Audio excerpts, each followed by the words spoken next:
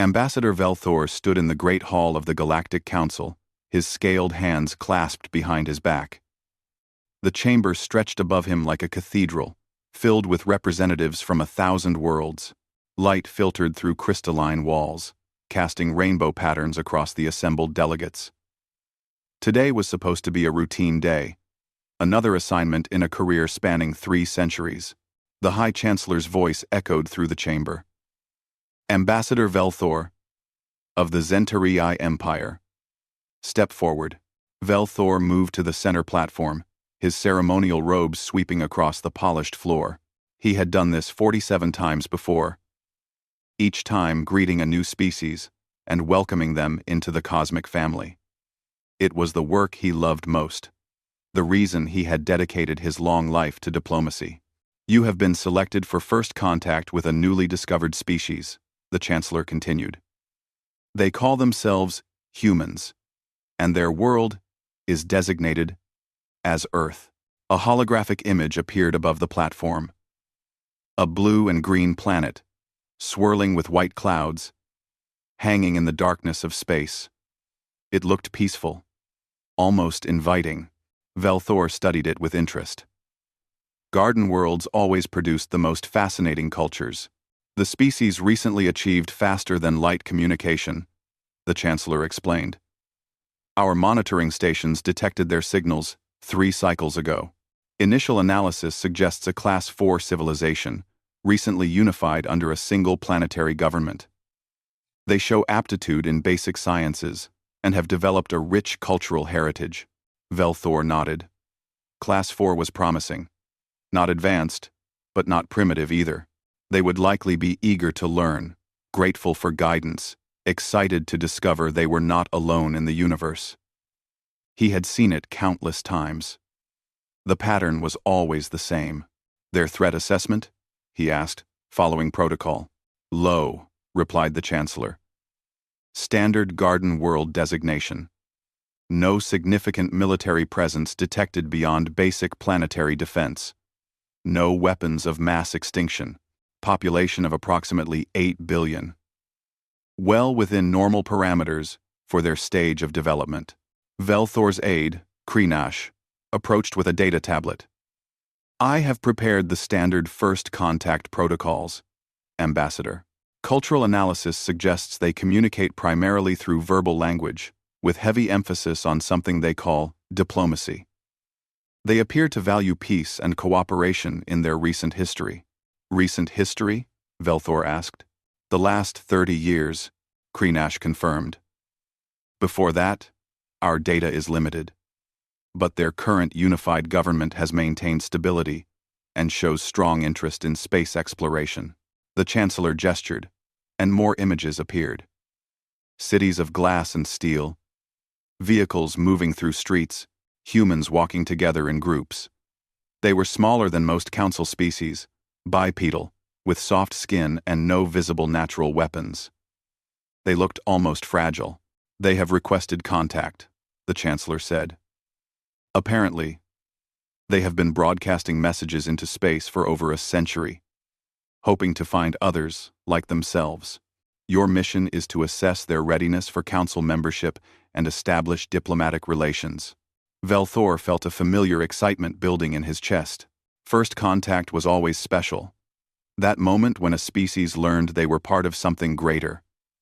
I accept the assignment with honor, he said formally. The preparation took several days. Velthor studied everything the monitoring stations had gathered about Earth and its inhabitants. He learned their languages, focusing on the one called English, which seemed to be the primary tongue of their diplomatic corps. He watched their entertainment broadcasts, trying to understand their values and culture. What he saw pleased him. The humans created beautiful art, composed moving music, told stories about love and friendship.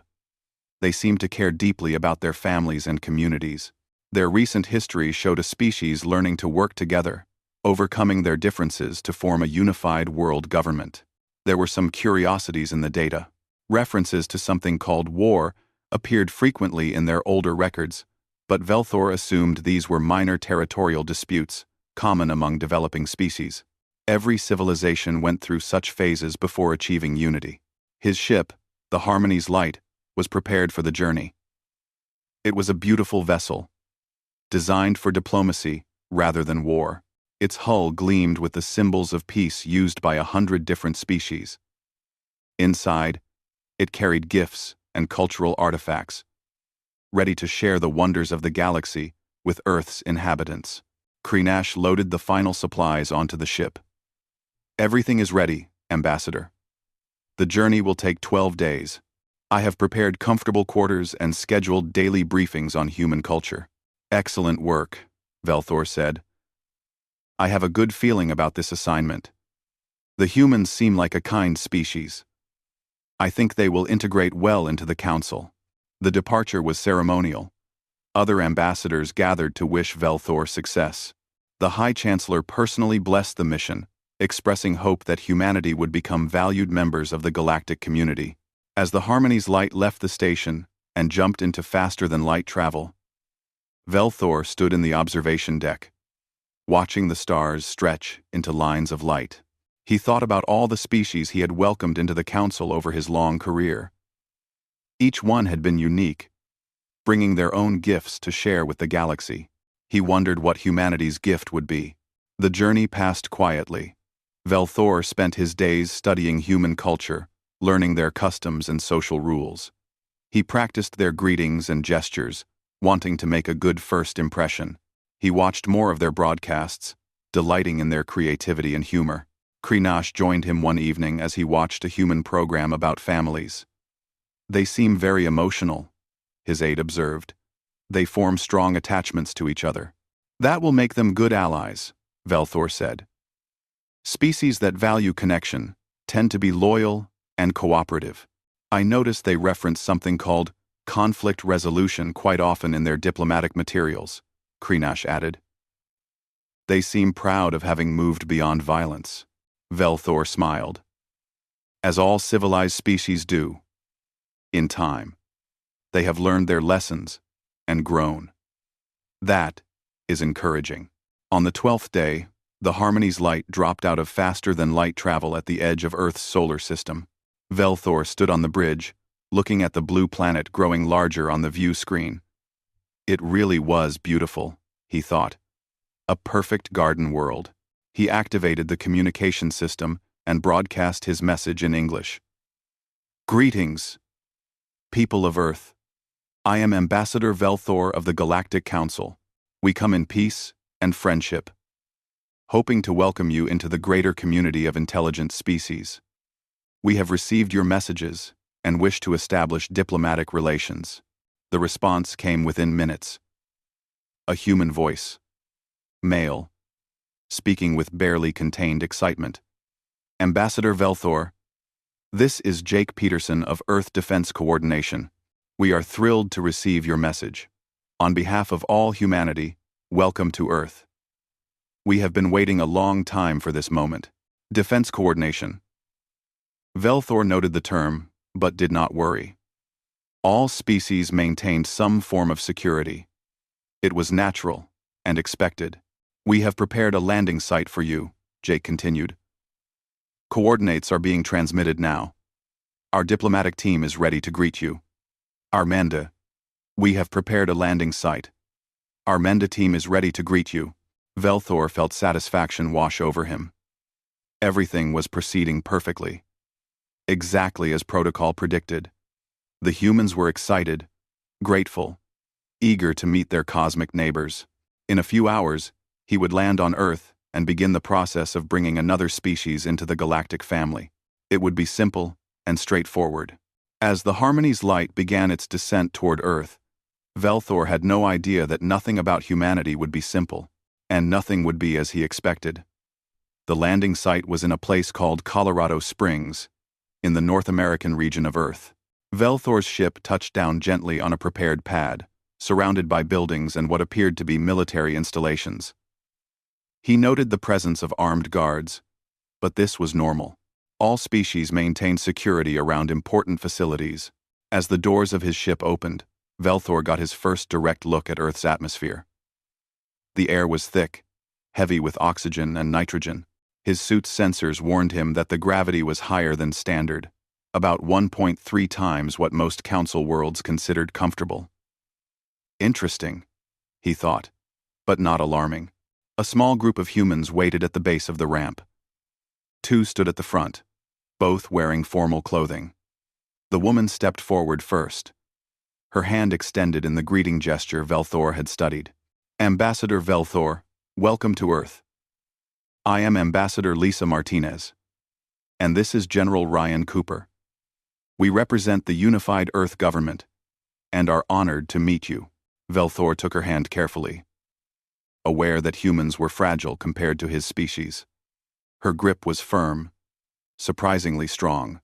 She smiled, showing her teeth, which Velthor knew was a sign of friendliness among humans. The honor is mine, Velthor replied in English. I bring greetings from the Galactic Council, and hope this marks the beginning of a long friendship between our peoples. General Cooper shook his hand next. The military officer had gray hair and lines around his eyes that suggested age. We have a lot to show you, Ambassador. Earth may not be as advanced as the Council worlds, but we are proud of what we have built. The tour began immediately. Velthor was taken through their facilities in a vehicle that moved on wheels, a primitive but functional method of transportation. Martinez sat beside him, pointing out various buildings and explaining their purposes. This is our primary diplomatic center, she said as they passed a large complex. We have representatives from every nation on Earth working here. It took us many years to build this level of cooperation, but we managed it. How long have you been unified? Velthor asked. Officially, 30 years, Martinez replied. Though, the process started long before that. We learned that working together was better than working against each other. They visited a city next, and Velthor was impressed by its organization. Humans moved through the streets in ordered patterns, following rules and systems.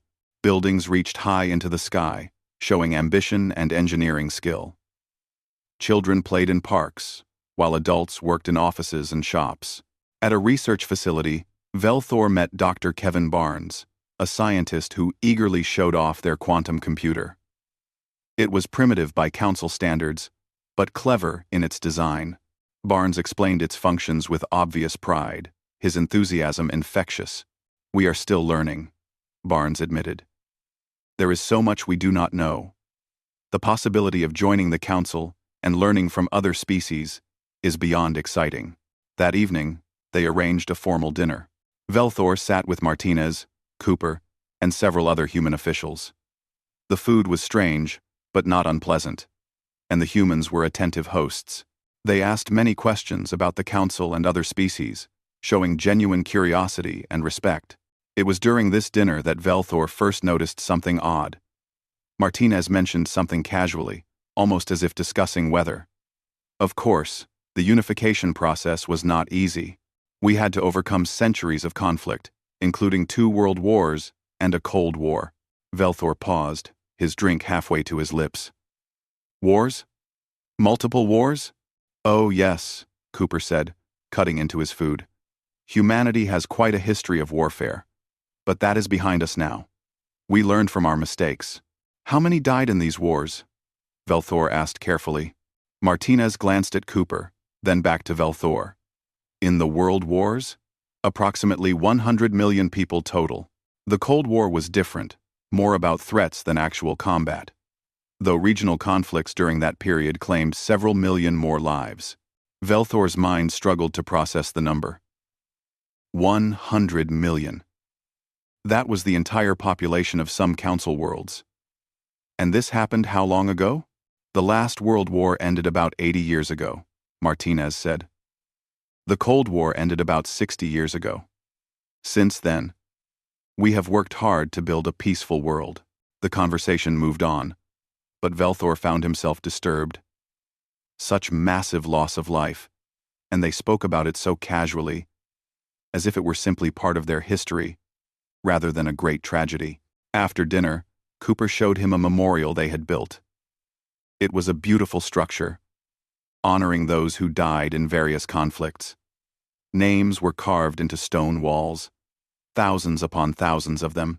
Humans came to visit, leaving flowers and touching the names gently. We remember, Cooper said quietly. We honor those who sacrificed. Many of them were soldiers, yes, but many were civilians, caught in wars they never wanted. You were a soldier? Velthor asked. Still am, technically, Cooper replied. I have served in 5 theaters of combat during my career. Velthor was confused. But Earth has been unified for 30 years. Where did you fight? Before unification, Cooper clarified. And in the early years after, there were groups who resisted the new government. We had to respond. Old habits die hard, as we say. That night, in his quarters aboard the Harmony's light, Velthor could not sleep. He kept thinking about the numbers Martinez had mentioned so casually. 100 million dead, conflicts spanning centuries. A general who had fought in 5 separate wars, he asked Krinosh to pull up more detailed historical records on human warfare. His aide worked through the night, compiling data from Earth's own databases, information they had willingly shared. What Velthor saw in the morning disturbed him deeply. The list of human conflicts went back thousands of years. Not occasional territorial disputes, but constant, ongoing warfare. Wars over land, resources, religion, ideology, pride. Wars that consumed entire generations. This cannot be correct, Velthor said, staring at the data. No species could survive such constant conflict. The records appear to be accurate, Ambassador, Krinosh replied nervously. The humans themselves compiled this information. They teach it in their schools.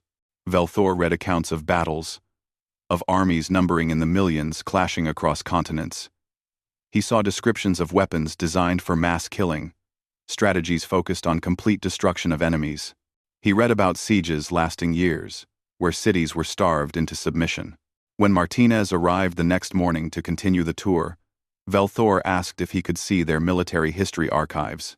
He phrased it as cultural interest, wanting to understand how they had moved beyond their violent past. Martinez smiled. Of course. We believe in transparency about our history, both the good and the bad. Understanding where we came from helps us appreciate where we are going. She led him to a massive building filled with records, artifacts, and displays. This is our war museum, she explained. We maintain it as a reminder and a teaching tool. As they walked through the entrance, Velthor saw a quote displayed on the wall in large letters. It was attributed to a human named George Santayana. Those who cannot remember the past are condemned to repeat it. Velthor stepped into the museum, and his education about humanity truly began. Nothing he had studied, none of his preparations, could have made him ready for what he was about to learn. The humans welcomed him warmly, eager to share their history. They had no idea that with every artifact, every story, every casual comment about their past, they were terrifying their visitor more deeply. They thought they were showing him how far they had come. They did not realize they were showing him what they truly were. The Military History Museum was extensive, far larger than Velthor had anticipated. Martinez walked beside him, acting as guide, her voice calm and informative as they moved through halls filled with artifacts of human violence. The first section covered ancient warfare. Velthor saw weapons made of bronze and iron, swords and spears designed for close combat. Display cases showed armor that humans had worn while fighting each other with bladed weapons, actually touching their enemies as they killed them. Our ancestors fought primarily with melee weapons for thousands of years, Martinez explained. Combat was personal, face to face. It required tremendous courage and physical strength. Velthor stared at a display showing a recreation of an ancient battle. Thousands of humans, crammed together, stabbing and cutting at each other with metal blades. This seems inefficient, he said weakly. Why fight this way? Come. It was what they had, Martinez replied simply. Humans have always fought with whatever tools were available. We adapt quickly. They moved to sections covering more recent history. Velthor learned about something called the Napoleonic Wars, where millions of humans marched across continents, fighting in formations, dying by the thousands in single days. He saw uniforms, medals, paintings of battles that looked like organized chaos. Then came the World Wars section, and Velthor's understanding of humanity shifted dramatically. The scale was incomprehensible. Photographs showed destruction across entire cities. Videos displayed weapons that killed hundreds at once. Maps illustrated fronts stretching across continents, with millions of soldiers involved. The numbers were staggering. The violence, systematic and industrial. This is where we truly became efficient at warfare, Martinez said quietly, standing before a display about trench warfare. We learned to kill each other on a massive scale. It was a dark period in our history. Velthor read about something called the Battle of the Somme. In a single day, 20,000 British soldiers died. In a single day. The battle continued for months, eventually claiming over 1 million casualties total.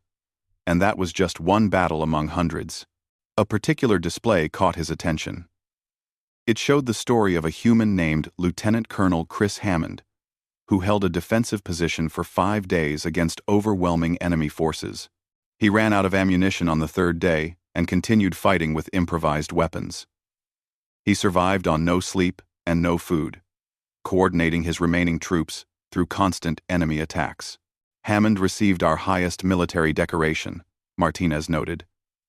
He is considered a hero. His determination and refusal to surrender saved thousands of lives.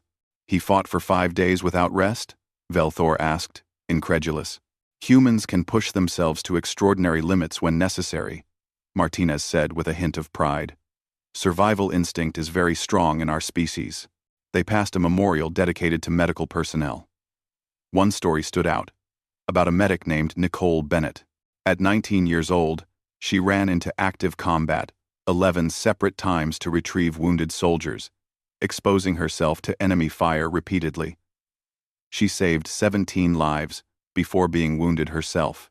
She was a child, Velthor whispered. She was a soldier. Martinez corrected gently. Age does not prevent humans from acting with courage when needed. That afternoon, Velthor met Dr.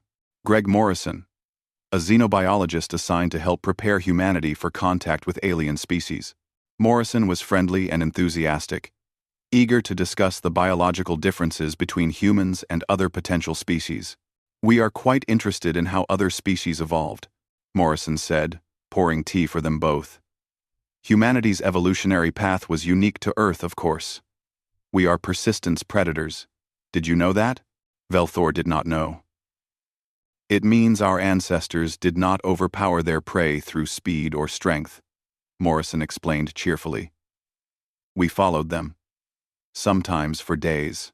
We would track an animal, keep it moving, never letting it rest. Eventually, it would collapse from exhaustion, and we would kill it.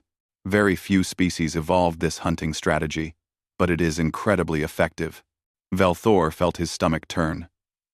The image Morrison painted was of an unstoppable pursuer, relentless and patient, wearing down its victim through sheer determination. Of course, we do not hunt that way anymore, Morrison continued, sipping his tea. But the capability remains in our biology. Humans have exceptional endurance compared to most Earth animals. We can run for hours, go days without sleep if necessary, and maintain focus on a goal for extended periods. The conversation shifted to human biology in general. Morrison explained that humans healed quickly from injuries, could adapt to various climates and diets, and possessed a remarkable ability to survive trauma that would kill most species. Our bodies are designed for survival, Morrison said. Earth is a challenging environment, and we evolved to handle it. That evening, Velthor requested access to Earth's environmental data. What he discovered explained much, and horrified him more. Earth was classified in Council databases as a deathworld. These were rare planets where conditions were unusually hostile, producing species that were tough and adaptable. Most Council species came from garden worlds, where evolution was gentler and life easier. Earth's gravity was heavy, its atmosphere corrosive to many species, its weather patterns violent and unpredictable. Temperature swings were extreme. Natural disasters were common. Predators were everywhere. And humans called it home. They called it mild. Krinash brought him more information, his voice shaking slightly. Ambassador, I have been researching human cultural materials as you requested. I found something disturbing. Show me, Velthor said tiredly. His aide displayed a collection of human stories. Ones they told to children. In one, a small girl encountered a predator that had eaten her grandmother. The predator then tried to eat the child. In the end, a human killed the predator by cutting it open. This was considered a story for young humans. Another story involved children abandoned in a forest, captured by a predator that wanted to cook and eat them. The children killed the predator by pushing it into an oven. Again, this was told to small children as entertainment. Why do they tell such violent stories to their offspring? Krinash asked. Velthor thought about it. Perhaps to prepare them. To teach them that the world is dangerous, and they must be clever and strong to survive. He stood and walked to the window of his ship, looking out at the human city glowing in the darkness.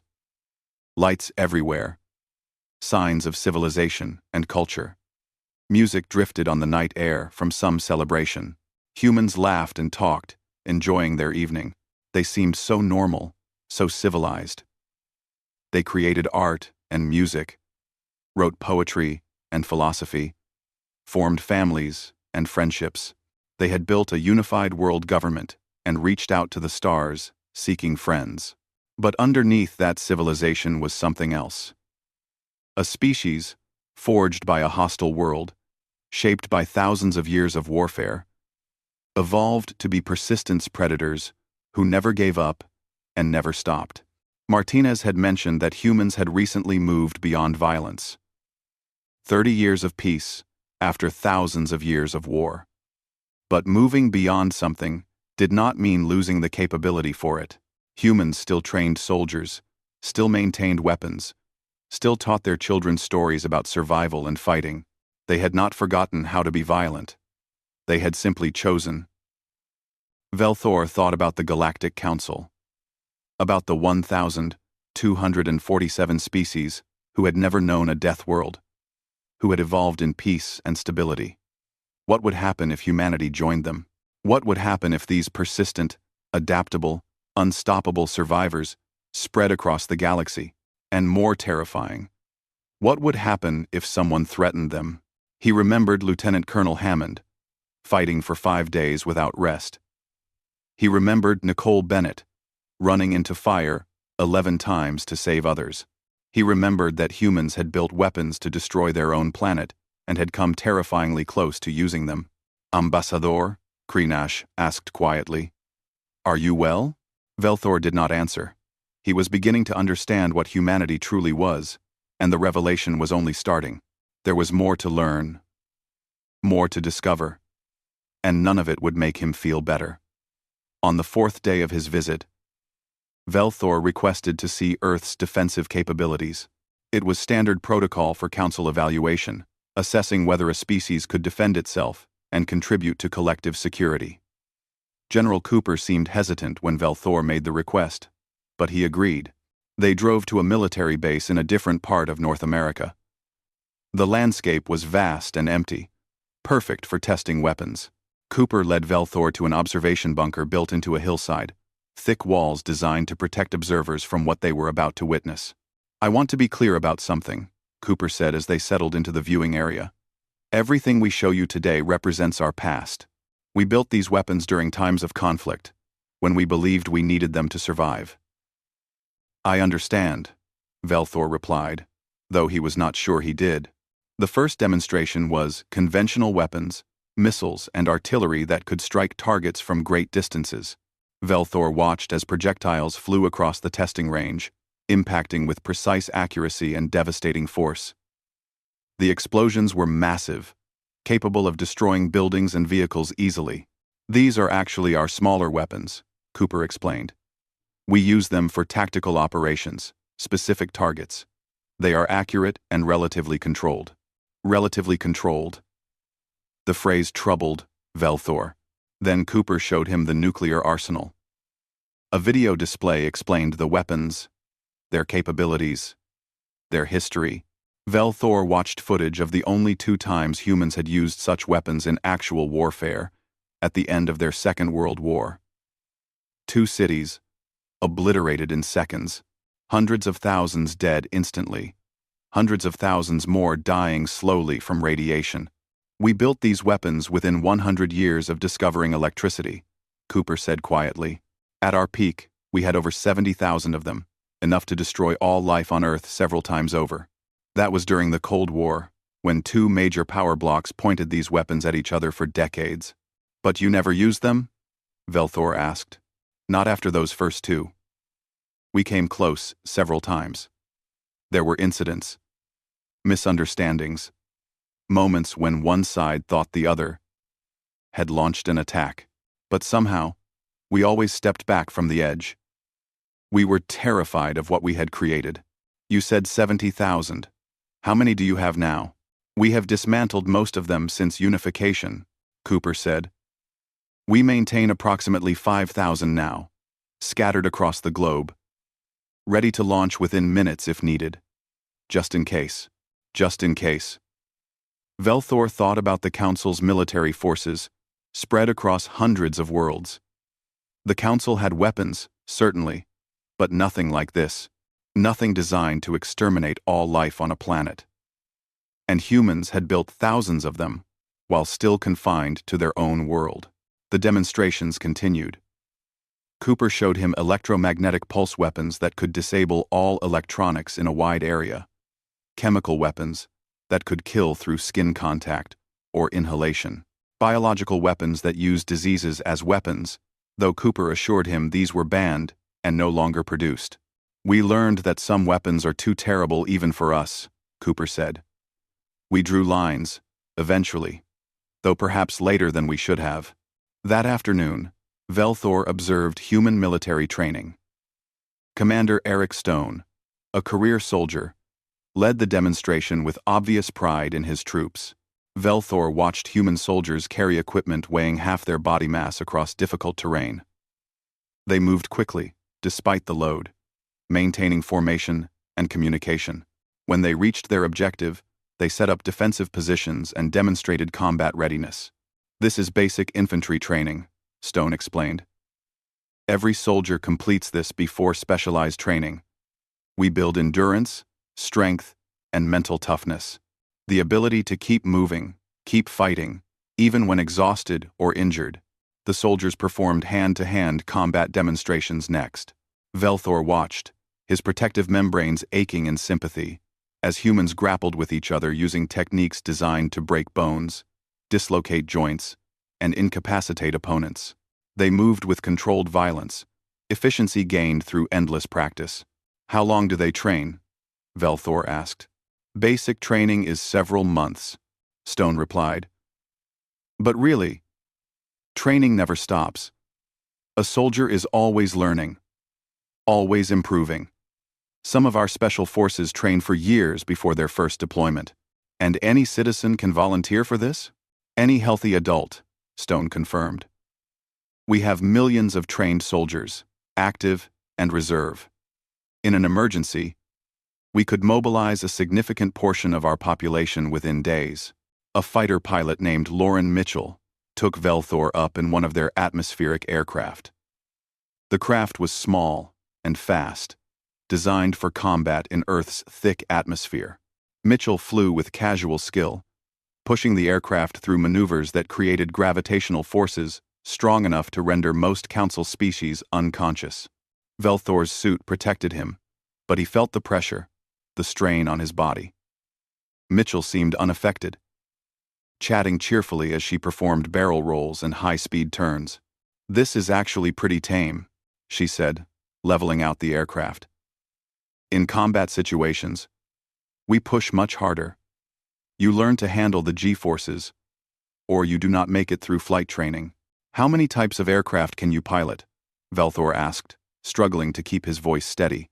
I am qualified in 16 different aircraft types, Mitchell replied. plus 3 classes of spacecraft and various ground vehicles. Versatility is important in our military. You never know what you might need to operate in the field. Back on the ground, Velthor met Dr. Katie Sullivan, a biologist studying human performance under stress. She was friendly and enthusiastic, showing him research data with obvious pride. Humans are remarkably resilient creatures, Sullivan explained, displaying charts and graphs. Our bodies can survive incredible trauma and repair themselves efficiently. We have documented cases of humans surviving falls from aircraft, living for weeks with minimal water or food, adapting to extreme temperatures and radiation exposure. She showed him data on the human adrenal response, a biological mechanism that released hormones during stress or danger. This system allows humans to temporarily exceed their normal physical limits. Strength increases, pain tolerance rises, reaction time improves.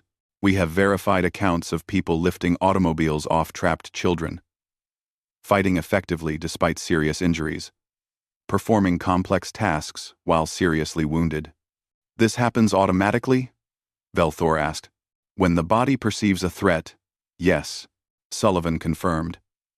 It is an evolutionary adaptation. When our ancestors faced danger, those who could push beyond normal limits had better survival rates. The trait is universal among humans. That evening, Velthor asked about Earth's criminal justice system, curious how humans handled their most violent members. Cooper arranged a virtual tour of a maximum security facility. The warden, a stern woman named Patricia Morgan, explained their approach. We house our most dangerous criminals here, people who have committed terrible acts of violence. We keep them contained, study them to understand what went wrong, and try to rehabilitate when possible. You study them? Velthor asked. Understanding violence helps us prevent it, Morgan replied. Many of our worst criminals possess intelligence and capability that could have been used for good. Something in their development went wrong, and they turned those abilities toward harm instead. Velthor reviewed case files of human serial killers, mass murderers, and war criminals. What disturbed him was not just the violence they had committed, but the planning and intelligence involved. These were not mindless beasts, but thinking beings who had chosen to use their capabilities for terrible purposes. If humans could be this dangerous when something went wrong in their development, what did that say about the species as a whole? As night fell, Velthor returned to his ship, exhausted and deeply troubled. He had seen weapons that could destroy planets, soldiers trained to fight in any condition, biological systems designed for survival against any threat. He had learned that humans could push themselves beyond normal limits when necessary, that they adapted quickly to any challenge.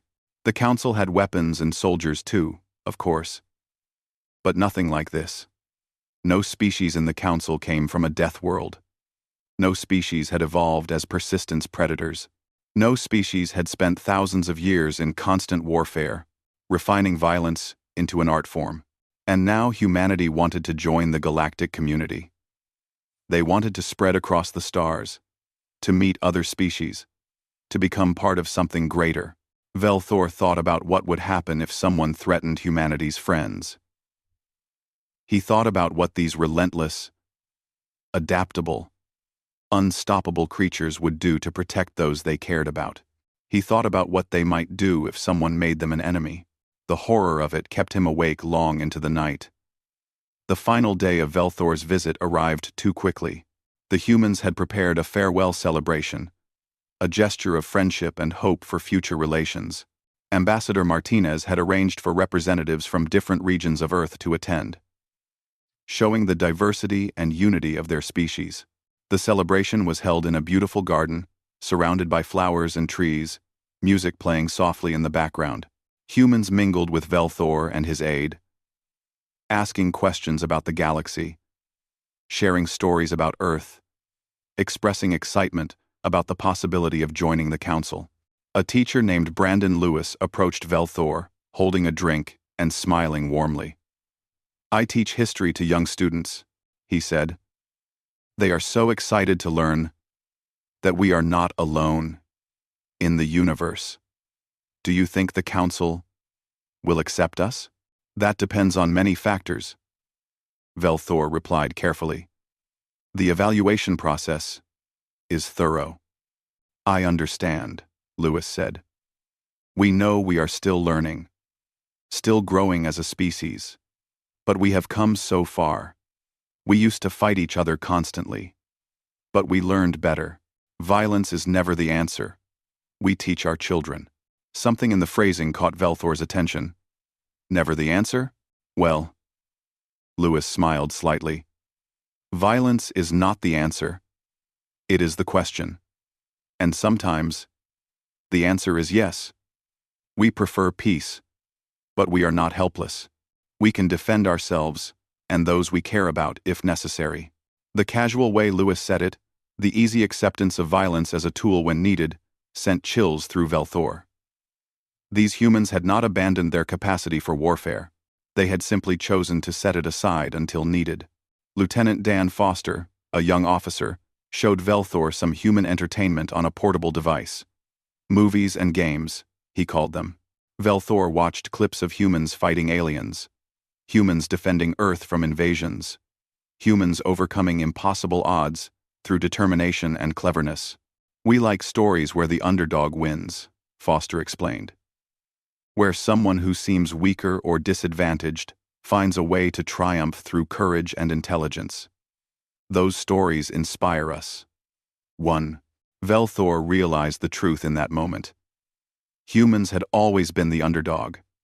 On their deathworld, they were not the strongest, or fastest, or most naturally armed predators. They survived through persistence, adaptability, and intelligence.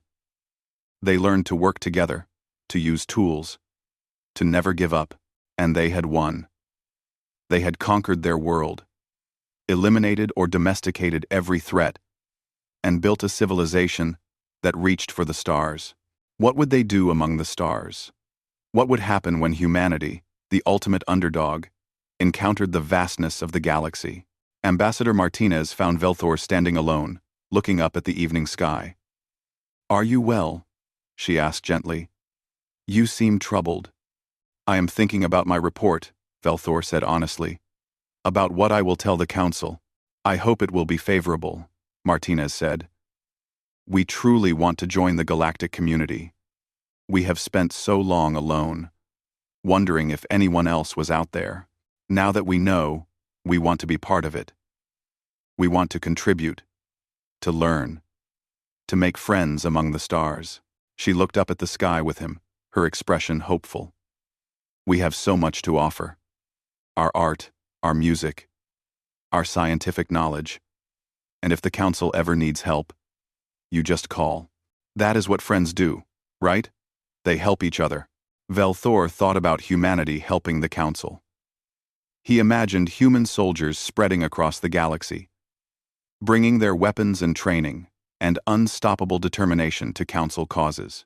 He imagined what humans would do to enemies that threatened their friends. Yes, he said quietly. That is what friends do. The celebration ended with gifts exchanged. The humans gave Velthor artwork, music, samples of their culture to share with the Council. They took photographs together, humans smiling and excited, Velthor forcing himself to appear pleased. As he boarded the Harmony's light for the journey home, Martinez's final words echoed in his mind. We look forward to hearing from you soon. We hope this is just the beginning of a long friendship between humanity and the galaxy. The trip back to Council space took 12 days. Velthor spent them writing his report, the words coming slowly and with great difficulty. How could he explain what he had learned? How could he make the Council understand? He described Earth's classification as a death world. He detailed human evolution as persistence predators. He listed their history of warfare, the millions dead, the weapons created, the conflicts spanning thousands of years. He explained their biology, their capacity to exceed normal limits, their remarkable resilience. But words on a page could not capture the truth of it. They could not convey the casual way Martinez had discussed 100 million dead. They could not express the pride in Cooper's voice as he described their nuclear arsenal. They could not show the determination in human eyes when they spoke of protecting what they loved. Krinash found him in his quarters on the final night of the journey. "Ambassador, your report is very detailed, but I notice you have not included a specific recommendation. Will you suggest humanity be admitted to the Council?" Velthor stared at the incomplete report on his screen. "I do not know," he admitted. "I truly do not know. They seem like a good species." Krinash offered. "Violent history. Yes, but they have grown beyond it. They want peace and friendship." "They want peace," Velthor agreed. "But wanting peace and being incapable of violence are very different things. Humans are entirely capable of violence. They have simply chosen, for now, not to use it." He thought about the Council's enemies, the few species that rejected galactic law and occasionally caused trouble. Pirates, raiders, small groups that the Council's security forces managed with relative ease. What would humanity do to such enemies? What would these persistent predators do if they decided someone was a threat? More terrifying, what if someone hurt humanity's friends? What would they do? Then, the Harmony's light arrived at the Council station. Velthor was scheduled to present his findings to the High Assembly immediately. He walked through familiar corridors, his report secured in his data pad, his mind filled with images of Earth and its people. The assembly chamber was full. Representatives from hundreds of worlds waited to hear about the newcomers. The High Chancellor called the session to order, and all eyes turned to Velthor. "Ambassador Velthor, you have returned from Earth. The Assembly is eager to hear your assessment of humanity and your recommendation regarding their application for Council membership." Velthor walked to the central platform. He looked around at the assembled delegates. These species from garden worlds, these civilizations that had never known the constant threat of violence, the pressure of surviving on a death world, how could he make them understand? How could he explain that humanity was not like them? That bringing humans into the Council would change everything? He opened his mouth to speak. The words caught in his throat. Images flashed through his mind. Martinez, smiling, and talking about friendship. Cooper showing him weapons that could destroy planets. Nicole Bennett running into fire to save others. Hammond fighting for 5 days without rest. Children's stories about killing predators. Lewis casually accepting violence as sometimes necessary. "Ambassador?" the Chancellor prompted. "Your report?" Velthor closed his mouth. He looked down at his datapad, at the carefully written report that could not possibly convey the truth. He thought about his recommendation, sitting incomplete because he did not know what to say. Finally, he transmitted his report to the Assembly archives. He changed the classification of humanity from Garden World, Low Threat, to Deathworld Species, Apex Predator Class. Potential Threat Level, Catastrophic. He added a single line of recommendation. Observation only. No formal contact. Possible quarantine protocols. "Ambassador?" the Chancellor asked again. Confusion evident. "This recommendation is severe. Would you explain your reasoning?" Velthor thought about Martinez asking when they might hear about Council membership. He thought about humanity waiting eagerly for his report, hoping to join the galactic community, wanting to make friends among the stars. He thought about what they would do for those friends, and what they would do to anyone who threatened them. "I cannot," Velthor said quietly. "I cannot explain." He walked away from the platform, ignoring the eruption of questions behind him. He returned to his quarters and sealed the door. That night, he added a personal log to his report. Flagged for emergency access only. They call themselves a peaceful species. They have unified their world and reached for the stars seeking friendship. They create beautiful art and tell stories of love. They are kind and generous hosts. But they evolved on a death world, hunted as persistent predators for millions of years. They survived by being relentless. They never give up, never stop, never surrender. Their history is written in blood, millions dead in conflicts spanning centuries. They built weapons to destroy their own world, and came terrifyingly close to using them. They say they have moved beyond violence, but they have not forgotten how. They still train soldiers, still maintain weapons, still teach their children that sometimes violence is necessary. Ambassador Martinez offered friendship. She said that if the Council ever needed help, humanity would respond, because that is what friends do. I pray to every god in the galaxy that the Council never needs to take her up on that offer, because I have seen what humans do for their friends, and I have seen what they do to their enemies. The galaxy is not ready for them. Perhaps it never will be. But I fear, someday, we may need them anyway. And that terrifies me more than anything else I have learned. Velthor sealed the log and sat in silence, his eyes haunted by what he had witnessed. The humans would be disappointed by his recommendation. They would wonder why he returned without speaking, why he recommended against their admission to the Council. He hoped they would never find out the truth. That it was not rejection, but fear. Not because they were too primitive, but because they were too dangerous. Not because they lacked anything, but because they possessed something the rest of the galaxy did not. The capacity to be both incredibly kind and terrifyingly violent. The wisdom to know the difference, and the strength to choose. Ambassador Velthor of the Zentarii Empire, diplomat for 3 centuries, who had welcomed 47 species into the Galactic Council, returned from Earth silent and shaken, his eyes filled with the horror of understanding what humanity truly was, and the weight of knowing he could never adequately explain it.